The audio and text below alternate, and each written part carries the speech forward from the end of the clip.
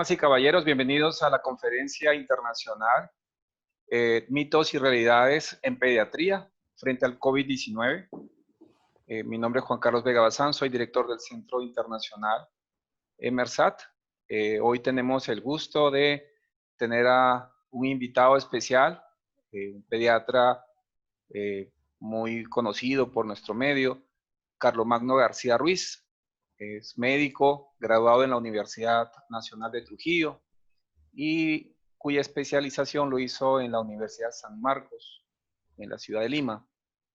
El día de hoy vamos a compartir esta conferencia desde Perú. Nuestro centro está en Colombia y tenemos aproximadamente 4 países que están inmersos en esta conferencia. Algunas personalidades de diferentes universidades que nos acompañan y otros expertos de los conocimientos. Agradecemos de todo corazón, doctor Carlomagno García Ruiz, su intervención, que sabemos que va a ser un gran aporte en este campo de la pediatría frente a un suceso histórico que estamos enfrentando en la actualidad, que es COVID-19. Pienso que después de esta conferencia posiblemente existan más inquietudes, y esa es la idea, existan más inquietudes, porque finalmente lo que queremos es tener bases, y esas bases son las que estamos compartiendo en estas conferencias. Doctor Carlomagno García, muchísimas gracias. Podemos iniciar la conferencia. Buenas noches, mi nombre es Carlomagno García Ruiz, soy peruano, médico, pediatra. Mitos y realidades del COVID-19 en pediatría, una propuesta de la institución EMERSAT, de la cual me siento honrado y agradecido por esta invitación. Quería comentarles que voy a intentar de subrayar las huellas que nos está dejando esta enfermedad en la experiencia propia y a través de los conocimientos que a diario se van dando sobre este COVID-19. Esta primera gráfica es muy importante porque a raíz de las neumonías atípicas que van viendo en China, en Wuhan, a finales del año 2019, se van dando una serie de sucesos, de alertas epidemiológicas, ¿no? De tal forma que en un primer momento se trata de minimizar el impacto que este va a tener en otros países. Y en esa dinámica pasan 3 meses y el 6 de marzo exactamente llega el primer caso o se identifica el primer caso en el Perú. Entonces, han pasado ya 3 meses más, 6 meses más de conocimiento de esta enfermedad y hemos visto en Europa casos casos de infectados y de fallecidos dramáticamente, como en España y en Italia, y nosotros estamos como en una curva muy ascendente, como lo pueden ver en esta gráfica, actualizada al 1 de junio, más de 170,000 infectados, más de 4,600 fallecidos. Muy bien. Y quiero hacer esta imagen es muy didáctica y quisiera que también lo vean así, porque es una gráfica comparativa en lo que ha sucedido en España y lo que está sucediendo en mi país. Ellos tienen el primer caso el 2 de febrero de este año. 45 días después, asumen una cuarentena estricta, pero fíjense que la curva de sus casos ha sido realmente alarmante y se ve cómo este virus trepa sin miedo, como se dice, hacia más de 200,000 casos, más de 27,000 fallecidos actualmente, y como en todos los países hay subregistros y se habla más de 40.000. Entonces, fíjense que lo que está pasando en mi país, a partir del 6 de marzo, el 16 de marzo se plantea una cuarentena, o sea, 10 días de nuestro primer caso. Esto ha servido para que no se repotencie o se fortalezca nuestro sistema de salud. Nos dio más o menos un mes de respiro para que, por ejemplo, las 270 camas UCI que teníamos a nivel nacional, actualmente tengamos casi 1.200. Pero, en el interín, todo esto, en la realidad, todo esto, todo este esfuerzo es insuficiente, ¿no? Y acá se van a plantear una serie de situaciones sociales, políticas, etc. Entonces, con respecto a los grupos etarios dentro de los infectados en mi país, no hay una data en el MINSA Perú que pueda haber rescatado a la actualidad, pero sí de los fallecidos. La data al 31 de mayo, a la actualidad, hay 16 niños menores de 10 años fallecidos. No se establece el tipo de características de estos fallecimientos, pero con respecto al total es menos del 1%, como se corrobora con el informe de otros países. Entonces, esta gráfica también quiere incidir en que a la actualidad el Perú está dentro de los 4 o 5 primeros países con más casos de contagiados. Y en este contexto, nuestros hospitales están en el colapso, digamos, de su oferta, y la atención primaria empieza a, digamos, a hacer el mayor de sus esfuerzos. Las especialidades, ¿no?, diversas, no solamente ya ven temas de su competencia, sino también parte de este problema del COVID-19. Con respecto a los pediatras, también sucede lo mismo. Estamos viendo adultos. Entonces, ¿cómo podemos estudiar o conocer un poco más de este SARS-CoV-2, ¿no? Hasta el 26 de abril, inicios de mayo, hay todo un consenso en que hay un reservorio natural, ¿no?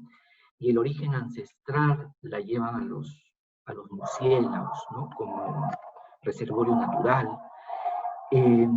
Entonces, se han estudiado mucho los coronavirus, especialmente los beta coronavirus.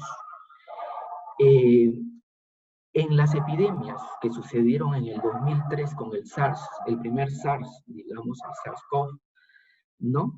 En la epidemia del 2003 sucedió en Asia, y luego el MERS-CoV, denominado como el síndrome respiratorio del Medio Oriente en el 2012.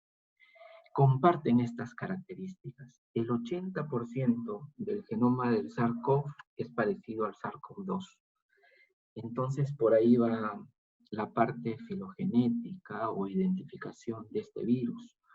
Y también trae a colación por qué en estos países sus medidas de contención han sido más eficientes, porque de alguna u otra forma ya se conocía el comportamiento de este virus.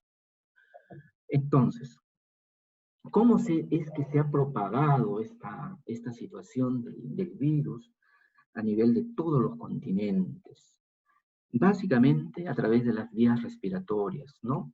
Esto de las gotitas que tienen mediciones diversas que van entre el 0,1 y 1000 micrómetros, hablando de aerosoles más pequeños en 0,5, van transmitiéndose cuando hablamos o cuando tosemos. Hay estudios diversos que refieren que cuando hablamos, cuando simplemente estamos respirando, nuestras gotitas de la saliva pueden alcanzar entre 1.5 a 2 metros, y cuando tosemos hasta 6 metros o más, de tal forma que el uso de mascarillas es totalmente necesario, para que la transmisión de este virus, dado el caso, se contenga, ¿no? Entonces, esto también, estos estudios diversos han traído a colación el distanciamiento social por todo lo que estamos diciendo ahorita. Entonces, ¿cuál es la mayor puerta de entrada de estas gotitas que contienen gran cantidad de virus? Las fosas nasales. Nuestras fosas nasales están siendo bastante bien estudiadas en estudios que han salido recientes en el 20 de mayo, hace 10 días, una semana, ¿no? Y refieren que los receptores, que la expresión de receptores es mayor a nivel de fosas nasales que en el tracto inferior, hasta llegar al neumocito 2. De tal forma que la primera acción o el primer accionar de este virus es a nivel de este escenario de las fosas nasales. También se han estudiado y reportado en estudios del 20 de mayo, escritos en JAMA, ¿no? Que las expresiones del AC2, que es el receptor de este virus, va en número de acuerdo a la edad. A mayor edad, mayor expresión de AC2 o de este receptor para el virus. De tal forma que también se plantea una hipótesis sobre por qué los niños o en los niños esta situación de la enfermedad leve o moderada se da en los niños y por qué es más severo posiblemente en los adultos. Esto es algo que hay que tenerlo en cuenta. Entonces, dentro de los casos de mayor reporte es las encontradas en la Asociación Americana de Pediatría, que recoge el informe del CDC en Estados Unidos. Entonces se reporta que de todos los casos, menores de 18 años corresponden a las edades o sea, el porcentaje de 1.7%. Esto también corrobora con los informes que ya se habían leído en China. De este 1.7%, se sacan porcentajes por grupos etarios, ¿no? Menores de 1 año hasta llegar a 17 años. Y fíjense acá que los expertos en el Lab2Dye y acá en el American Pediatrics refieren que este 15% de menores de 1 año debe ser más ahondado con respecto a sus características, que no están bien detallados, e invitan a que los hospitales sean más exquisitos en el detalle de los que están siendo hospitalizados por COVID-19 en menores de 1 año. El porcentaje aumenta con la edad, siendo los mayores de 10 y de 15 años en mayor porcentaje. Esto también es muy importante porque dentro del estudio, ¿no?, que hace la Asociación Americana de Pediatría, hace una comparación que los hospitalizados tienen comorbilidades, al igual que los adultos. El 90% de los adultos presentan comorbilidad, principalmente hipertensión, diabetes y obesidad. Y el 58% de estos niños hospitalizados también lo tienen. Aquí en esta gráfica no se ve bien, de tal forma que hice un Excel para que más o menos se vea mejor. Entonces, de tal forma que los niños están en amarillo y, por ejemplo, el asma era una comorbilidad importante. La obesidad, la enfermedad cardíaca y la enfermedad metabólica, que también bordean los 5%. Pero principalmente, fíjense acá, en la obesidad presenta 37.5%. Teniendo un índice de masa corporal, los hospitalizados en su mayoría mayor de 120. Entonces, esto es muy importante para ver cómo es la forma, cómo va actuando el virus y cómo se plantea esta situación de pasar de una fase moderada a una fase severa. Esto también trae a colación para que pongamos en un recuadro que las manifestaciones clínicas son muy parecidas a los presentados con los adultos, ¿no? Como lo vamos a ver acá. Entonces, esto es una presentación de China y que además de que el paciente ha tenido fiebre, ha tenido tos, ha tenido dolor abdominal, vómitos, diarrea, ¿no?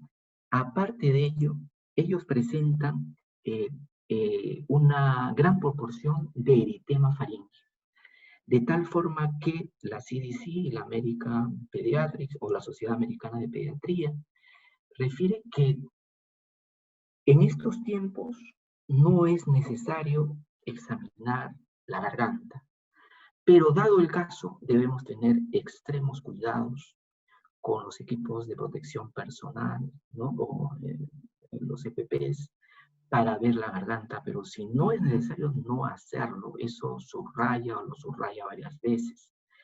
Muy bien, en este estudio de China también,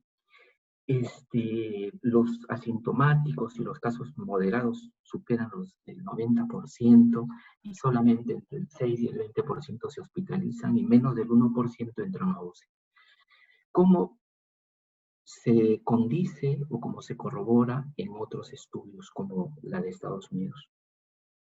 Muy bien. Entonces, en la práctica, en el día a día, ¿qué es lo que vemos o qué es lo que tenemos que recordar? Entonces, cuando vemos a un niño, me interesa el estado de hidratación y la actividad.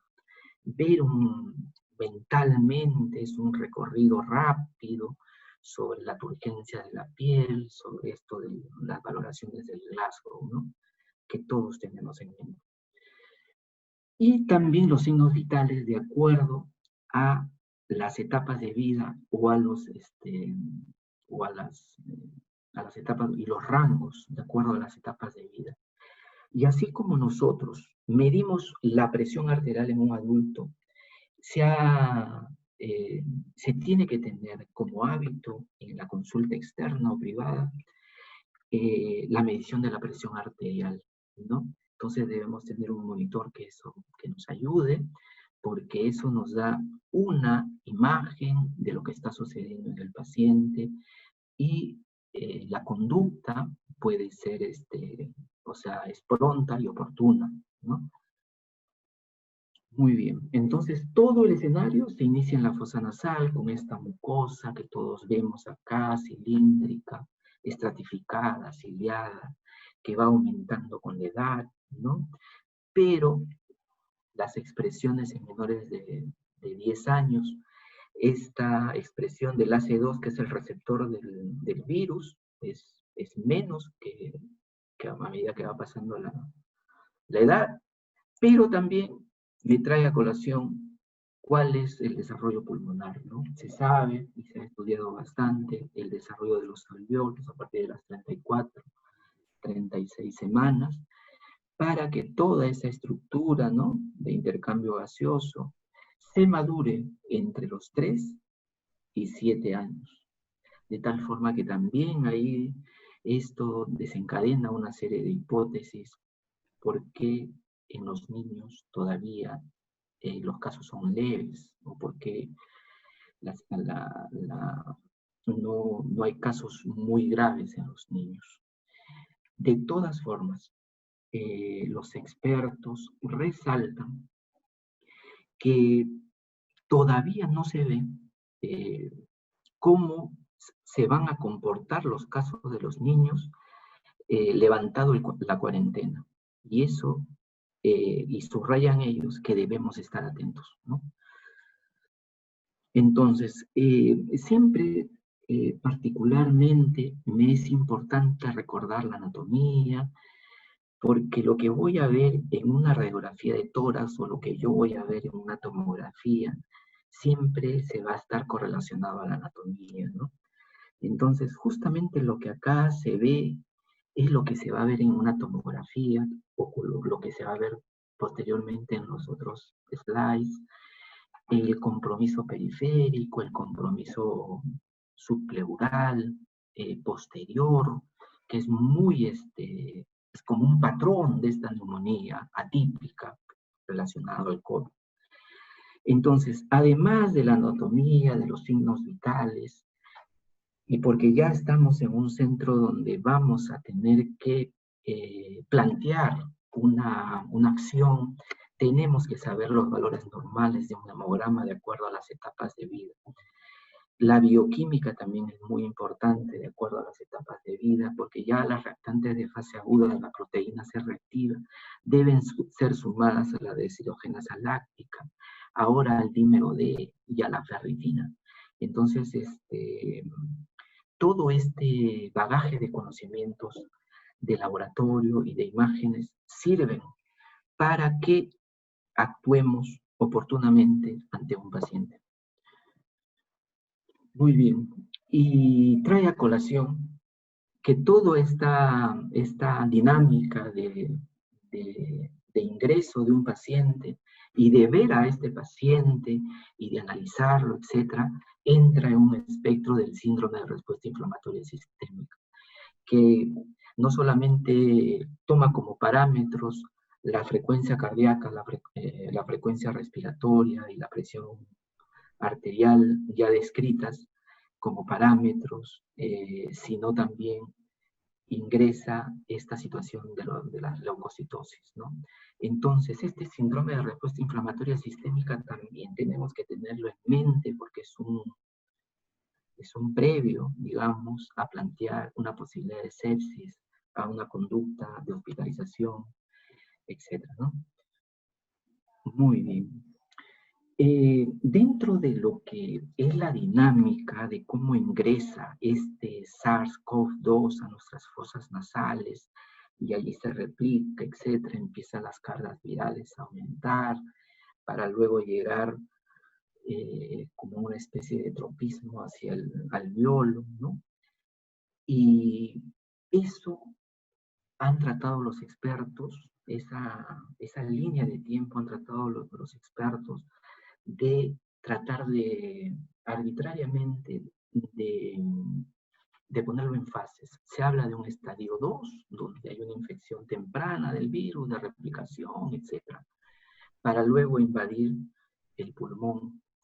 Y lo que se ve en el pulmón es un infiltrado bilateral, ¿no? Con una neumonía, y empieza a haber un hemograma distinto, ¿no? Se habla mucho de esto de la linfopenia. Los PCR se han visto que están muy elevados, la ferritina, el dímero D, etc. El DHL está elevado, para luego ya no tener tanto un comportamiento de replicación viral, sino que a partir de la fase 2, acá hay como un estudio permanente, como algo todavía que no se sabe muy bien, si es que en forma directa el virus o por esta hiperinflamación o tormenta de citoquinas, como le llaman, empieza a afectar otros órganos. Y entonces entramos en una fase 3 de hiperinflamación, de no solamente compromiso del pulmón, sino cardíaco, renal, ¿no? Hay receptores AC2 en todos los órganos.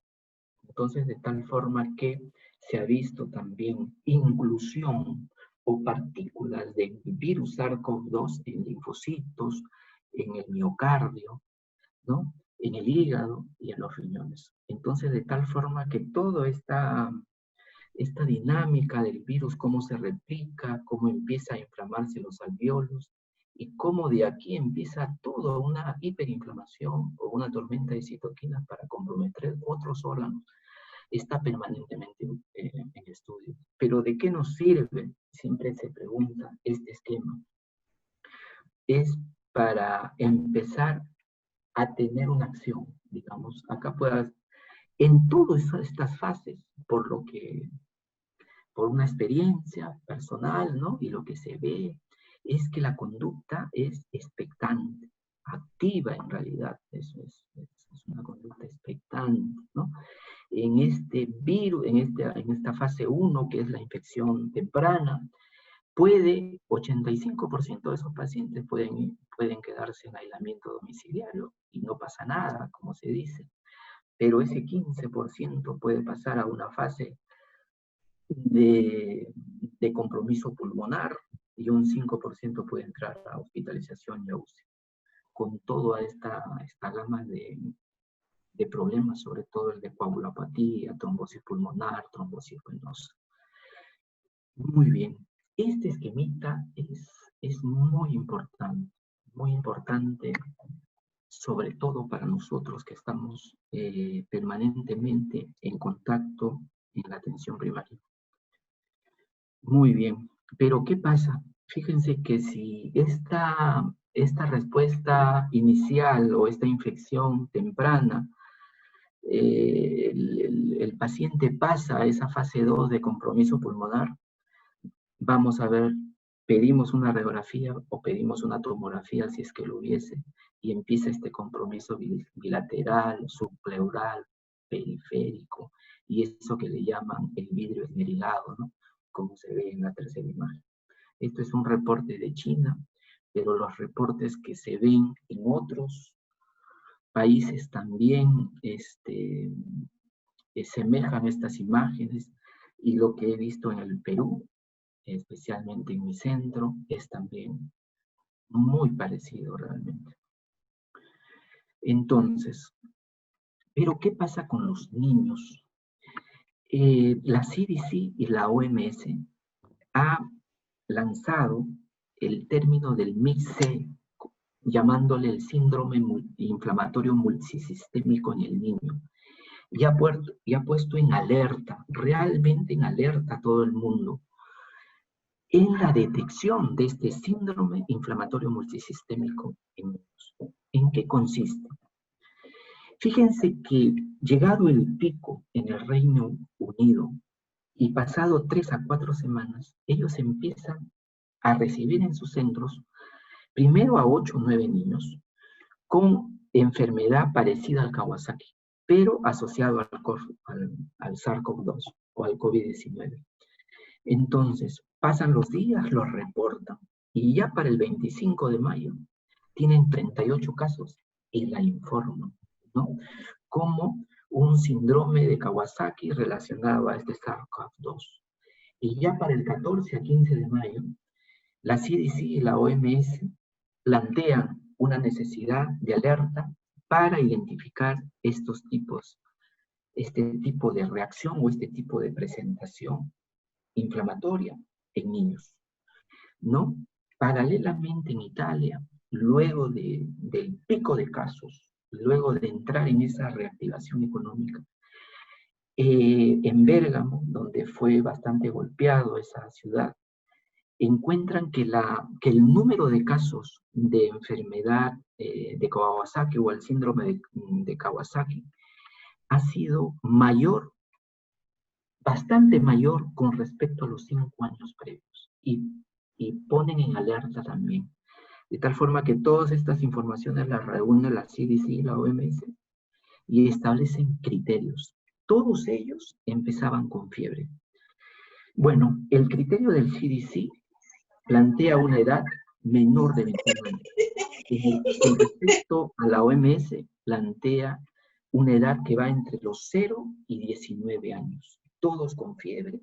La OMS plantea que esta fiebre, como le llaman ellos, una fiebre implacable, que no puede ceder, digámoslo así, mayor o igual a 3 días, pero la CDC plantea que debe ser, pone un registro de 38 grados mayor o igual a 24 horas. En ambos casos, plantean la necesidad de pedir los exámenes de laboratorio, y si las reactantes de fase aguda como la proteína C reactiva están elevadas, el DHL está elevado, y hay un compromiso sistémico como transaminasas elevadas, tenemos que entrar en ese grupo del MIC-C o del síndrome inflamatorio multisistémico. Entonces, también plantean, en ambos casos es parecido, ¿no?, que haya compromiso de 2 o más órganos, en este caso el pulmón, si hay neumonía, y en cardiología si hay alguna arritmia o una miocarditis con péptido natriúrtico cerebral aumentado, la troponina aumentada, si el gastrointestinal también está alterado, o si la parte renal también.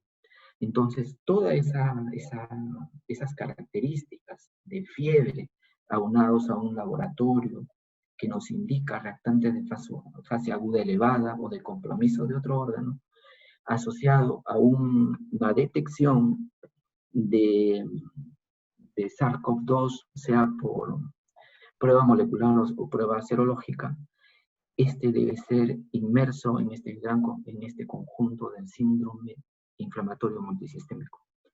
Entonces, y acá resaltan al final de ese informe dos cosas que me llaman a mí bastante poderosamente la atención, y lo voy a leer. Dice: se debe considerar que los pacientes que cumplen con estos criterios y que también cumplen con los criterios totales o parciales para la enfermedad de Kawasaki tienen MIC-C y deben informarse. O sea, se debe informar. Entonces, además, el MIC-C debe considerarse en cualquier muerte pediátrica con evidencia de infección por SARS-CoV-2. O sea, me llega un niño con esas características, es SARS-CoV-2 o es COVID-19, disculpe, hasta no demostrar lo contrario, ¿no? Entonces eso nos pone en alerta a los pediatras a estar, como se dice, ojo avisor y atento, porque este niño, al igual que el adulto, se me puede complicar, y la idea es que no entre en esa fase que es dramática, que es la tormenta de citoquinas, ¿no? O la fase 3, hiperinflamatoria. Entonces, estos son los criterios del Kawasaki, que más o menos todos manejamos, pero que en la práctica a veces es difícil, ¿no? Es difícil de, de entablar estas 4 o 5 ítems, pero sí hablan mucho de este síndrome de Kawasaki incompleto.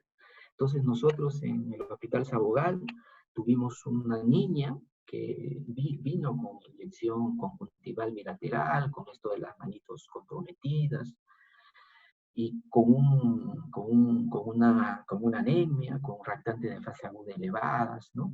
Y que respondió a la hemoglobina intravenosa, ¿no? Entonces, felizmente no cursó con patología cardíaca, sus ecocardiogramas fueron normales. Entonces esto, por ejemplo, tener o haber visto este problema del Kawasaki, si lo hemos visto ya no nos vamos a olvidar, ¿no? Y entonces más aún en una pandemia, donde si me viene con características de fiebre permanente, ¿no? Implacables, como le llaman los americanos, poder asociarlo, ¿no? A el Kawasaki, a este SARS-CoV-2, inmediatamente tenemos que tomar medidas, ¿no? Para que este paciente no se nos vaya a complicar. Entonces, vamos a volver a este asunto, ¿no? De los estadios en el adulto, ¿no? El estadio 1, estadio 2, estadio 3, en un primer momento, casi como arbitrario, pero que nos permite tomar medidas, ¿no? Y que, digamos, que aparte de estas 3 fases, viene esta situación del MIC-C, no como una situación que puede estar superponiéndose entre la fase 2 y la fase 3. Entonces, esto es muy importante para colegir, para discutir y para seguir conociendo el comportamiento del SARS-CoV-2 en un adulto y en un niño, ¿no? Muy bien. Así como el slide anterior trata de entender al adulto o trata de entender también al niño, dentro de las comorbilidades, tanto en adultos como en niños, es muy importante estas comorbilidades como la obesidad y la hipertensión y la diabetes. Entonces, esto de las gráficas que nos gusta bastante a los pediatras para poder determinar si este niño va bien, baja de peso, cómo es su índice de masa corporal, es muy importante tenerlo en la gaveta. Entonces, y saber que la excreción del AC2 no solamente está en las fosas nasales, en los neumocitos 2, en el corazón, sino casi a nivel de todos los órganos. Y entonces se plantea todavía las preguntas, ¿cómo es que está actuando este virus directamente al corazón, directamente al cerebro para producir esas encefalitis detalladas, esa insuficiencia renal? ¿O es simplemente el poder inflamatorio de su tormenta de citoquinas? Se ha visto ya, en todas estas autopsias, ¿no?, que hay inclusión de partes del virus en hígado, en riñón, en corazón y en linfocitos. Entonces, toda esta cascada, ¿no?, en una primera fase que le dicen acá, le ponen 0 a 7 días, entra el SARS-CoV-2 a este receptor AC2, ¿no?, para luego empezar a invadir otros órganos con linfopenia, con este desencadenamiento de citoquinas, ¿no?, inflamatorias, y que poco a poco va a ir destruyendo. Entonces, cae a colación anterior imagen, porque es didáctico, a que el AC2 tiene un componente importante a nivel cardíaco, ¿no?, como es esta situación de que nos permite tener moléculas vasodilatadoras, antifibróticas y antiinflamatorias. Pero si se inhibe, digamos, por la incursión del ácido del SARS-CoV-2, todo lo anterior, o sea, los elementos vasoconstrictores, fibróticos, inflamatorios, van en aumento. Como se ve en esta gráfica, ¿no?, hay un detrimento de estos factores, ¿no? Entonces, todo esto es un esquema realmente, es un escenario importante que poco a poco se va dilucidando y explicando y se intenta explicar con mayor certeza a medida que va pasando el tiempo. Nuevamente, la disminución del AC2 por la invasión de este SARS-CoV-2 aumenta la angiotensina 2 y todo ello aumenta los radicales libres de oxígeno, ¿no?, y las moléculas inflamatorias a nivel de todos los órganos, ¿no? Entonces, eso es algo que se está tratando de explicar, y por eso la fase 1, la fase 2 y la fase 3 es muy importante. Arbitrariamente, dicen los expertos, sí, pero que nos permite agilizar nuestra mente para decidir en qué momento puedo yo decidir hospitalizar a un paciente y estudiarlo bien, ¿no? Y no llegar a una fase 2, casi a fase 3, cuando ya este paciente tiene que entrar a UCI, donde ya puede ser un albur llegar a UCI, ¿no? Muy bien. En este contexto, al 3 de junio, al día de ayer, casi 180.000. Hemos superado ya los 180.000 casos y hemos superado ya los 5.000 casos de fallecidos. Pero al día de ayer había 4.800. Esta es una gráfica nuevamente para incidir que nuestra gráfica está en alerta. No solamente los hospitales de alta complejidad están en alerta, sino que los médicos de atención primaria tienen que estar en alerta permanente. Muy bien. ¿Y qué es lo que está pasando, por ejemplo, en Colombia, ¿no? En Colombia me he tomado, digamos, el atrevimiento, entre comillas, de poder rescatar los datos que están en el MINSA Colombia o MINSALud Colombia y poder determinarlas, ¿no?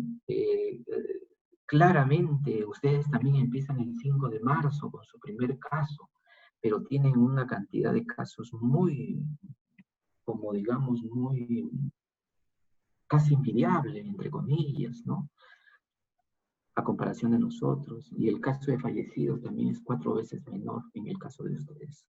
Esto es algo muy importante porque tengo entendido que su oferta hospitalaria y de camas UCI ha mejorado o es mejor previamente a esta pandemia, de tal forma que algún respiro, digamos, tienen para pensar en mejorar y no llegar al colapso, ¿no? Entonces, todo esto es muy importante esta gráfica cuando se hablan de pruebas realizadas. En un primer momento nos ufanamos de que hicimos gran cantidad, casi 1 millón de pruebas, ¿no? Pero las pruebas realizadas son estas pruebas rápidas, ¿no? El 85% son pruebas rápidas, mientras que las pruebas moleculares son solamente el 15%. Y eso es un problema que ahorita lo voy a detallar. Y esto también quiere, bueno, esta es otra gráfica que es importante, como el total de fallecidos diariamente ha pasado de 90 a 120 a 135, ¿no? Entonces, un caso concreto, ¿no? Que nos puede dilucidar cómo ha ido un paciente de los varios que hemos visto. En este caso, estamos en atención primaria. Nuevamente es un caso de un adulto que antes de llegar a la consulta, ¿no? Que es el día 12 días antes, no sé si ustedes me pueden seguir un poco, empieza el paciente con fiebre y diarrea, ¿no? El paciente toma acitromicina 3 a 5 días con una remisión aparente, para luego a los 2 días empezar con una fiebre incorregible, con sensación de pérdida de conciencia. Le dan un producto que se llama ivermectina, la fiebre persiste, y el 13, que es el día lunes, se le pide este hemograma, ¿no? Y si bien es cierto, no hay una leucocitosis, pero sí hay una proteína C reactiva elevada, casi 58 transaminasas que se están elevando, y la ferritina está bastante elevada. La prueba rápida sale negativa, o sea, sale no reactivo, lo informa el laboratorio. Entonces, inmediatamente, como se dice, la clínica manda, ¿no? O la observación es soberana. Este paciente todavía no entra en un distrés y en una dificultad respiratoria, por lo que se le indica, dado el caso de los pacientes, del colapso de los hospitales, para esto de las referencias es todo un tema, se le indica antibiótico parenteral cada 12 horas. Y fíjense, con el primer antibiótico parenteral, el paciente mejora su ánimo, como se dice, mejora su apariencia. Y se había sacado este hemograma. En la noche se le indica este antibiótico parenteral y ya no hace fiebre durante la noche. Al día siguiente le tocaba porque era cada 12 horas. Y de todas maneras se le insiste en que debe hacerse una radiografía o una tomografía de tórax, ¿no? Y la prueba rápida había salido negativa. Entonces, fíjense que al día siguiente se le pide esta tomografía porque el paciente ya se siente, bueno, no hizo fiebre durante toda la noche. Y miren lo que aparece, justo lo que dice la literatura, ¿no? Con un compromiso bilateral, ¿no? Un compromiso periférico y posterior, tal como lo dice la literatura. Totalmente ejemplificador, porque habíamos visto ya pacientes anteriormente con proteínas C reactiva elevadas. No todos en el laboratorio tenemos esto del dímero D ni de la ferritina, pero teníamos esto de proteína C reactiva elevada, la deshidrogenasa láctica elevada y las transaminasas elevadas como corresponde a este paciente. En otros pacientes no se pudo, digamos, corroborar este asunto de la imagen, que es bastante ejemplificador. Muy bien. Estos fueron sus hemogramas. 7 días después, fíjense lo que yo quiero poner acá a colación, es que la proteína, no, la prueba rápida ya sale positiva, altamente positiva para inmunoglobulina M e inmunoglobulina G. ¿Qué pasó en esos 10 o 12 días? La proteína rápida no nos sirvió. Y entonces acá traigo a colación este Excel. ¿Por qué? Porque las pruebas rápidas están dejando a varios asintomáticos, incluso sintomáticos, sin detectar, y estos están que nos contagian. No se están aislando debidamente, ¿no? Entonces, esto es muy importante. A una semana la proteína C reactiva baja, la ferritina también ha bajado, y el dímero D está ligeramente elevado. En esa oportunidad no se sacó. Pero en esta vez, para una cuestión didáctica, pedí ese examen, ¿no? Muy bien, y esto trae a colación cuándo pedir la prueba rápida, cuándo pedir la prueba molecular. La prueba molecular es para pedir esta situación del diagnóstico precoz. Y luego, las pruebas rápidas pueden servir para el seguimiento del paciente, ¿no? Entonces, esto es muy importante, hay bastante que conversar.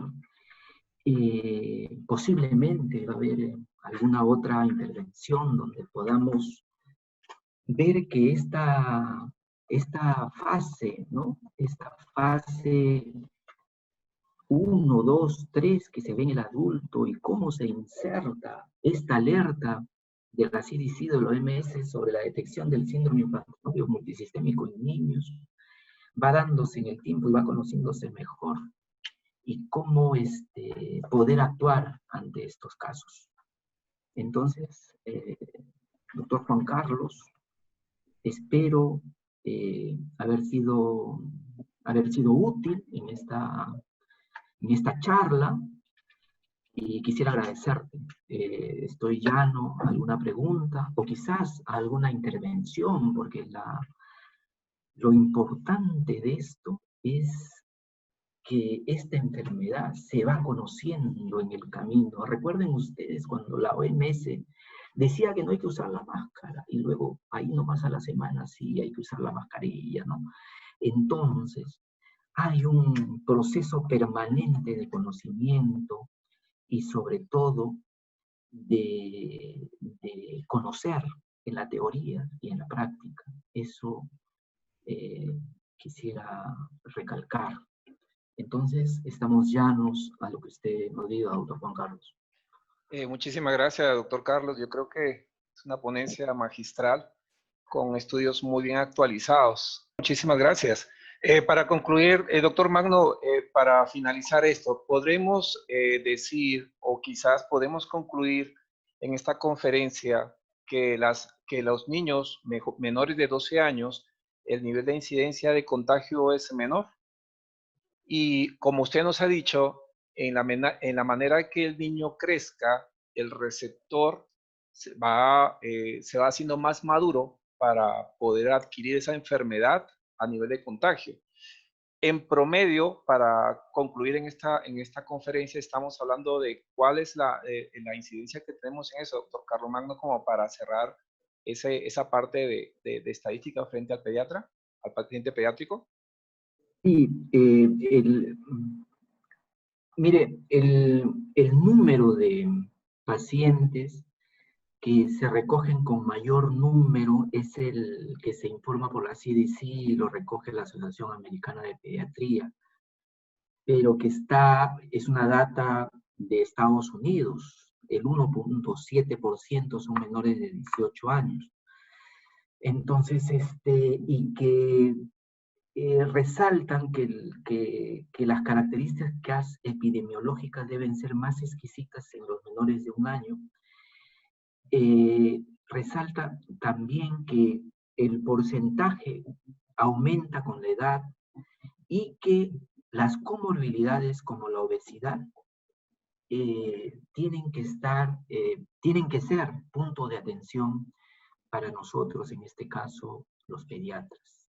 Se ha visto, ¿no?, en algunos estudios que ya la interleucina 6 en los obesos está aumentado hasta el 30%, de tal forma que en un proceso COVID-19, esta interleucina 6, que es parte de esa tormenta de citoquinas, posiblemente sea un desencadenante, ¿no? Sea un aumento mayor. Entonces, todo esto, doctor Juan Carlos, está en estudio y en permanente,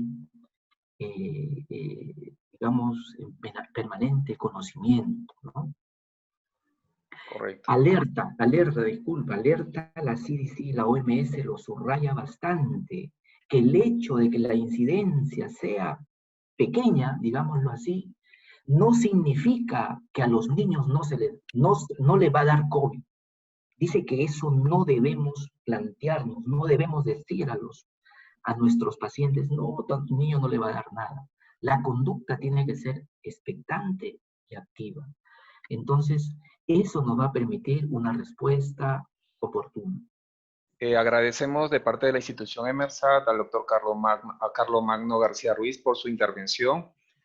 Esperamos con esto contribuir a que siga creciendo el conocimiento y los posibles caminos que tengamos en este momento con esta pandemia.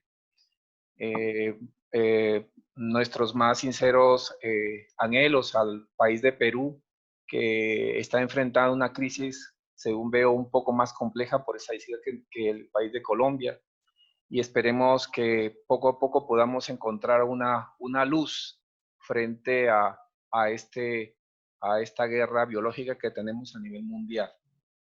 A todos les agradezco de todo corazón de parte de la organización que han estado con nosotros y nos siguen en esta fase, que estamos muy seguros de que son ustedes comunicadores y replican estos conocimientos en sus familias y en sus diferentes centros, que probablemente esto nos va a seguir trabajando como equipo y así como equipo nos permite encontrar esa luz también.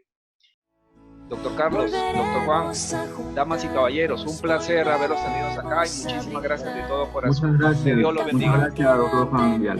Gracias, Juan Pablo. Con mucho gusto. Gracias. Romperemos ese metro de distancia entre tú y yo. Ya no habrá una pantalla entre los dos. Y de